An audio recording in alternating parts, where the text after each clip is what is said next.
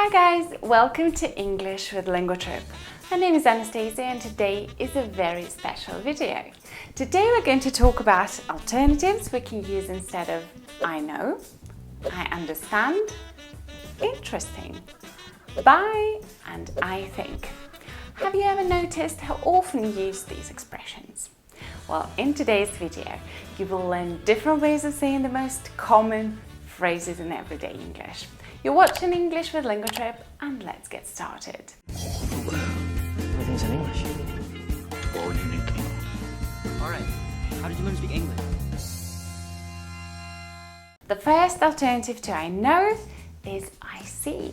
It means I understand what's happening, I'm paying attention to you and what you're saying to me, and I'm here for you. This expression highlights your participation in the conversation. Ah, I see. Another example is I get it or I got it. Or if you're talking about informal spoken English, gotcha. Native English speakers usually use I get it to mean that they understand. They also sometimes add now. I get it now. Sometimes the meaning of this expression depends on your mood and tone. If you're fighting with somebody and in the middle of the argument you start saying, okay, I got it now.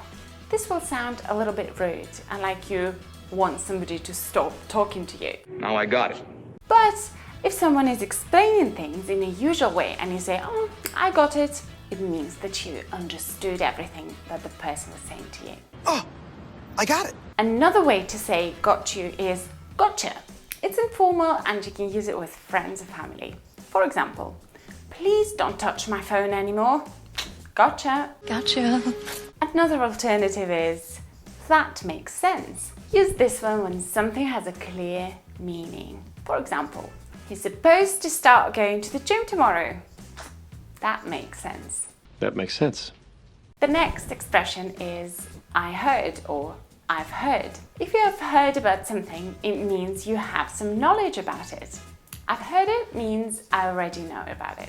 For example, one friend is saying, I bought a new car. And you say, I heard, congratulations. I heard. Congratulations. Another similar expression is I'm well aware. I'm well aware of something means to be knowledgeable about a particular subject or issue. For example, I'm well aware that my investments are very risky. I am well aware of that. Now let's have a look at some alternatives to an expression I understand. The first one is I totally get it. This one will show to the other person that you completely understand something. For example, if you're talking to a teacher, you can say, Mr. Peterson, I've read this chapter multiple times. I totally get it. I totally get it. Another expression is I realize or I realize that.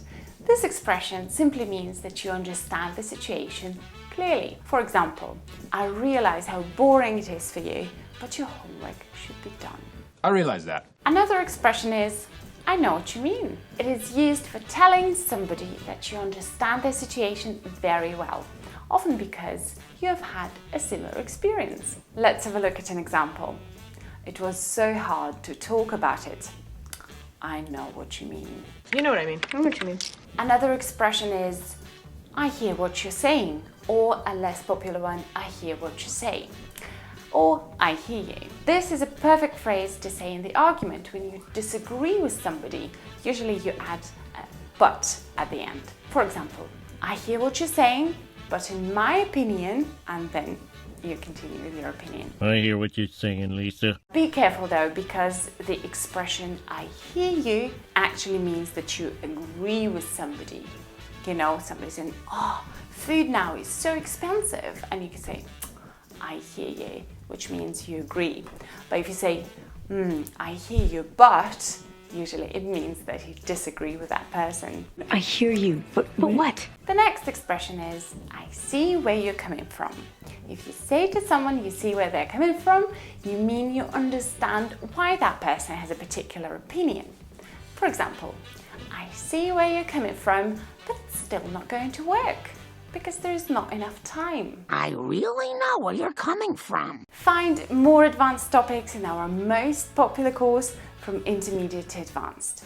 You can now complete it in a challenge mode if you're ready to leave your comfort zone and say goodbye to the language barrier forever. The new program will help you boost all the skills needed to overcome the intermediate level, break the plateau effect, and finally reach advanced. The Challenge Marathon is a course which includes ranking. All participants form teams of 2 people.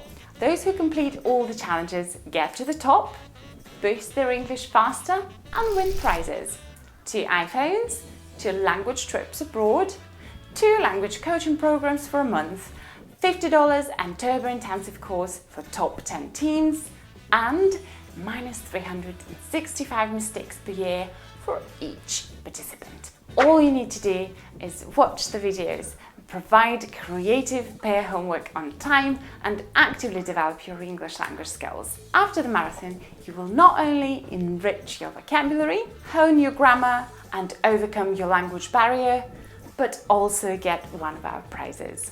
The course runs for a month without any breaks or delays. Get your spot now by clicking the link below. There will also be a special promo code. I highly recommend the Pro package so that you could participate in a prize draw. Again, the link is below. Go check it out. Okay, let's get back to our words. Now let's have a look at some alternatives to the word interesting.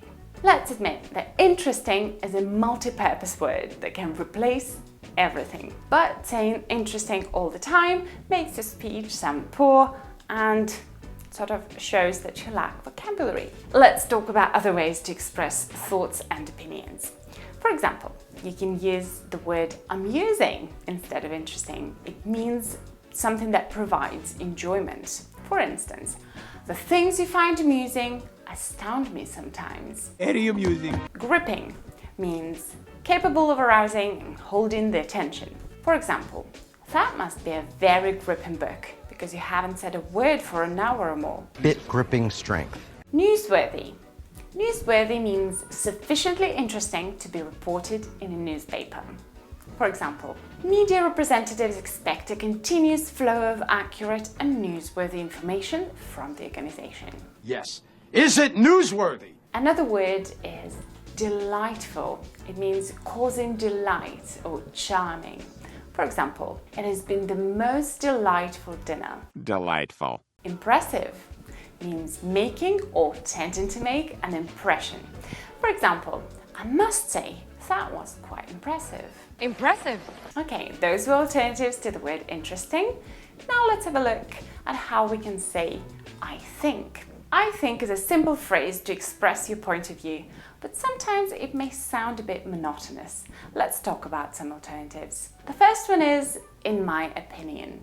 For example, this he did over the objections of his community and the advice of his campaign manager, in my opinion. In my opinion. Another good expression is if you ask me. For example, everything's going fine, if you ask me.